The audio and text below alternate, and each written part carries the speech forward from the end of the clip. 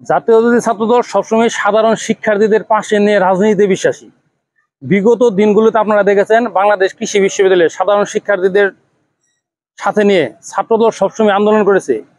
আসিয়ার ধর্ষণের ঘটনার সময় সমস্ত ছাত্র সংগঠন নিয়ে সাধারণ শিক্ষার্থীদের নিয়ে ছাত্রদল তখন মিছিলে অংশগ্রহণ করেছে এবং বিভিন্ন দেশের যে প্রেক্ষাপটগুলোতে যখন আন্দোলন হয় তখন সাধারণ শিক্ষার্থীদের সমস্ত আন্দোলনে জাতীয়তাবাদী ছাত্রদল পাশে থাকে। এবং বিগত সময় দেখেছেন নারী শিক্ষার্থীদের আবাসন সংকট, ছাত্রদল তাদের একটা স্মারকলিপি দিয়েছিল নারী শিক্ষার্থীদের আবাসন সংকট মোকাবেলার জন্য। ছাত্রদল সবসময় চাবে সাধারণ শিক্ষার্থীদের সমস্ত সুযোগ সুবিধা বিশ্ববিদ্যালয়ের প্রশাসন তাদের দিক এবং তারা সেসব সুযোগ সুবিধা আদায় করার জন্য সবসময় সোচ্চার ভূমিকা পালন করবে জাতীয়তাবাদী ছাত্রদল। আমরা নিশ্চয়তা দিচ্ছি বাংলাদেশ কৃষি বিশ্ববিদ্যালয়ে রাজনীতির সুষ্ঠু পরিবেশ হলে কখনোই গেস্ট রুম কালচার, গণরুম কালচার বাংলাদেশ কৃষি বিশ্ববিদ্যালয় হবে না।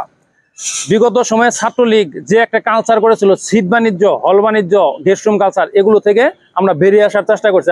এবং আমরা সবসময় সাধারণ শিক্ষার্থীদের রুমে গিয়ে তাদেরকে বোঝানোর চেষ্টা করেছি যে গেস্ট রুম কালচারে কি পরিমাণ নির্যাতনের শিকার হয়েছে বিগত 17 বছরে ছাত্রদলের কর্মীরা। যেসব কর্মীরা নির্যাতনের শিকার হয়েছে তারা কখনোই চাবে না আবার গেস্ট রুম কালচার বাংলাদেশ কৃষি বিশ্ববিদ্যালয়ে ফেরত আসুক।